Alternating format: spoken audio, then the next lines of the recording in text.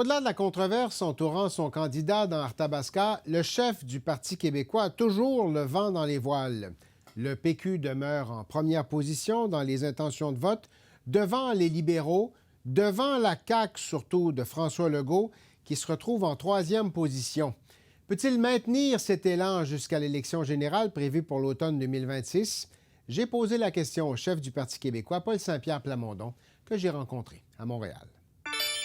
Paul Saint-Pierre Plamondon, bonjour. Bonjour. Chef du Parti québécois, merci d'être avec nous. Commençons par la candidature d'Alex Boissonnault dans Arthabasca. Vous avez vu ce que ça a suscité rapidement comme commentaire de la part de M. Duhem. Est-ce que c'était disproportionné? Vous le saviez qu'il y avait ce passé-là, M. Boissonnault? Oui, il me l'a dit, évidemment. Est-ce qu'on l'a? Est-ce que ça a été trop joué? Comment vous l'avez perçu? Je pense que c'est un 48 heures qui est difficile pour Alex Boissonnault, mais qui, dans les faits, donne plus d'informations sur qui est Éric Duhem que sur qui est Alex Boissonnault. Moi, quand je l'ai approché, il m'a dit non, puis il n'y a pas eu de discussion sur ce fait que j'ignorais, parce que c'est un fait d'il y a un quart de siècle pour lequel il a été pardonné. Moi, je ne le savais pas. Je l'ai approché parce que j'admire sa rigueur intellectuelle, sa capacité comme animateur à rallier, parce que ses affaires allaient très bien. Il avait l'émission la plus écoutée à Québec. Je l'admirais donc comme journaliste. Et au final, ça a donné lieu à cette politique-là qu'on a vue, mais j'ai confiance que les électeurs vont prendre l'ensemble de qui est Alex Boissonnault, notamment son travail exemplaire depuis 18 ans comme journaliste et animateur, le fait qu'il est père de famille de 4 enfants et le fait qu'il est réellement d'Arthabasca, né à Saint-Ferdinand, grandi à Victoriaville, et il prend tout ce risque-là, au fond, pourquoi? Pour défendre son monde. Je vais vous entendre sur la question de la santé. On a beaucoup parlé de santé. On a beaucoup parlé de santé d'Arthabasca. Ça vous dit quoi quand le gouvernement arrive et dit on va agrandir l'hôpital d'Arthabasca juste avant la tenue partielle dont on n'a pas la date encore? Qu'est-ce que ça veut dire pour vous? Et si vous êtes élu, est-ce que ce projet-là va de l'avant? Oui, donc évidemment que ce projet-là va de l'avant. Les fonds sont maintenant provisionnés, là. Donc moi, un gouvernement du Parti québécois, pour que ce soit clair, ce projet-là aura lieu. Mais évidemment, quand la CAQ interrompt les travaux pour ensuite les reprendre pour la partielle, vous comprendrez que notre réaction, c'est de dire on va le prendre, mais on va faire le suivi méticuleusement pour ne pas s'en faire passer une. Je suis un député de l'Est de Montréal, vous connaissez le dossier HMR. Juste rappeler qu'un gouvernement de service public, là, un gouvernement avec un minimum d'honnêteté intellectuelle, devant l'état de nos infrastructures, devrait dire il y a 2 seuls critères pour faire des projets au Québec: à quel point l'infrastructure est désuète, puis à quel point ça correspond ou non à un besoin urgent dans la population. Et la liste des projets devrait se décliner en fonction de ces 2 critères-là.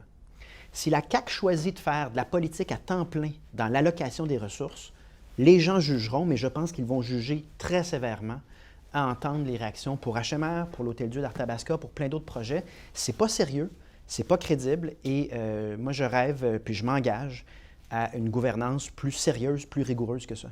Je vais vous entendre sur vos relations avec le cousin fédéral, le Bloc québécois. Vous avez eu des mots très durs à l'endroit de M. Blanchette après l'élection fédérale. J'ai pas eu de mots durs envers le chef. Vous avez critiqué sa façon d'approcher la victoire libérale. Ça, c'est ce qu'on a voulu en faire après. Mais si vous écoutez mon point de presse, on m'a dit pourquoi vous n'en avez pas fait plus durant la campagne fédérale. J'ai répondu, on me reprochera peut-être avec trop d'honnêteté. Mais j'ai dit, premièrement, j'en ai fait plus que la dernière fois en 2021. Et deuxièmement, vous comprendrez que si l'indépendance est mise de côté pour 1 an dans les déclarations du Bloc, puis si on oriente la campagne vers la collaboration avec Mark Carney, c'est pas ce que moi j'ai dit, puis c'est pas ce que le Parti québécois a défendu au cours des dernières années. Donc, il y a eu, à mon avis, suivant des déclarations qui sont factuelles et qui sont somme toute polies, vraiment un emballement médiatique qui arrive souvent dans le cas du PQ, où est-ce que là, on en fait une histoire, un tremblement de terre, alors qu'écoutez l'extrait, j'ai simplement répondu aux questions, à moins que vous me reprochiez de répondre aux questions des journalistes. Non, mais il faut choisir, faut choisir qu'est-ce qu'on prend. Là. Mais vous n'étiez pas d'accord avec l'approche adoptée par M. Blanchette qui a dit « ça va être un gouvernement libéral, on peut s'entendre avec M. Carney, revenez à la maison nationaliste québécois ». M. Blanchette dit « si je n'avais pas fait ça, j'aurais probablement pas été capable de gagner autant de sièges que j'en ai gagné ». Est-ce que c'était pas une façon de faire légitime selon vous? Tout ce que j'ai dit, c'est que ça posait des limites à ce que le Parti québécois pouvait prendre comme place et comme implication, dans la mesure où est-ce que si mes déclarations antérieures ne cadrent pas avec le plan de match, bien, je peux devenir une distraction pendant la campagne. Vous noterez que pendant la campagne, à part aider, le Parti québécois n'a jamais rien fait qui aurait pu poser un risque pour le Bloc. Et c'est ça qu'il fallait faire, à mon avis. Parlons d'indépendance, parce qu'il y a un sondage léger qui a été publié la semaine dernière qui dit qu'il y a une partie des gens qui vous appuient à l'heure actuelle, le tiers, qui sont des fédéralistes. Faites quoi avec ces gens-là? Et comment vous faites pour les convaincre de rester avec vous s'ils ne sont pas d'accord avec le but premier de votre démarche, qui est de tenir un référendum durant le premier mandat? Bien, ça fait 1 an et demi que c'est comme ça. Ça fait 1 an et demi que le Parti québécois est premier, puis ça fait 1 an et demi qu'il y a une proportion de ceux qui disent le Parti québécois qui ne sont pas nécessairement fédéralistes, mais qui ne souhaiteraient pas maintenant un référendum. Ben voilà. Bon, OK. Mais j'y comprends, dans le sens où on leur pose la question en plein milieu d'une guerre tarifaire avec Donald Trump. Mais j'ai déjà dit de manière très claire que dans une fenêtre de 4 ans, évidemment qu'on va user de notre jugement pour trouver un moment qui est approprié pour consulter la population. Et c'est ce que c'est. C'est une question, une consultation de la population. On ne choisirait pas une crise COVID ou une guerre tarifaire. Donc, ils ont raison. Donc, c'est parfaitement raisonnable. Vous pouvez les convaincre, c'est ce que vous dites. Ils sont convertibles. Ce pas des gens qui vont vous abandonner le jour où...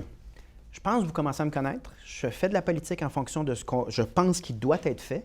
Puis les gens, je pense, ont développé un respect pour ce style-là, qui n'est pas juste le mien, qui est celui de mes collègues.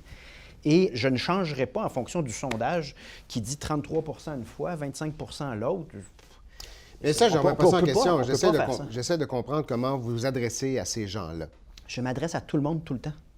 Je ne me pose pas la question. Dernière question sur ce sondage-là, qui dit aussi que si M. Rodriguez menait les libéraux, il vous dépasserait. Parce que vous êtes en tête des sondages depuis un bout de temps. Oui, je vais vous donner la même réponse. Non, mais elle est valide, la question. Vous avez vu. Elle est valide. Vous avez à quel point chaque sondage peut structurer la discussion sur l'avenir de notre société. Le compte Twitter du PQ a redistribué le sondage en question. Vous saluerez le compte Twitter du PQ de ma part, mais c'est vous, le PQ. Au final, est-ce que vraiment on va réduire la discussion sur l'avenir de notre société à chaque sondage qu'on décortique en disant « Oui, mais là, cette fois-là, le sous-groupe de telle région semble avoir un penchant plus fort pour tel. Qu'est-ce que vous allez faire? » Rien. Je ne vais rien faire à part mon travail le mieux que je peux. En donnant leur juste, on parle de l'avenir du Québec et je vous dis que le Québec n'a pas d'avenir dans le Canada. Linguistique, financier, culturel. Je dis, après le sondage du jour. Donc, laissez-nous bâtir de la qualité, puis on va continuer à additionner, puis on laissera les gens parler. Le référendum au premier mandat, c'est toujours sur la table. Ça, toujours, ça va bouger. Exactement. On s'est jasé 4 ou 5 fois dans les dernières années, c'est encore à la même place. Exactement. OK. Arthabasca, allez-vous gagner? Je pense qu'on est en position de gagner. Je pense que ce sera quand même serré, dans le sens qu'il ne faut vraiment pas le prendre pour acquis. Mais on a du cœur au ventre. On l'a vu dans Jean Talon, on l'a vu dans Terrebonne. Là, on a un candidat qui a Arthabasca dans son cœur et on a des militants qui ont du cœur au ventre. On va le travailler puis on va espérer que la population nous donne une chance. Saint-Pierre-Plamondon, merci. Merci.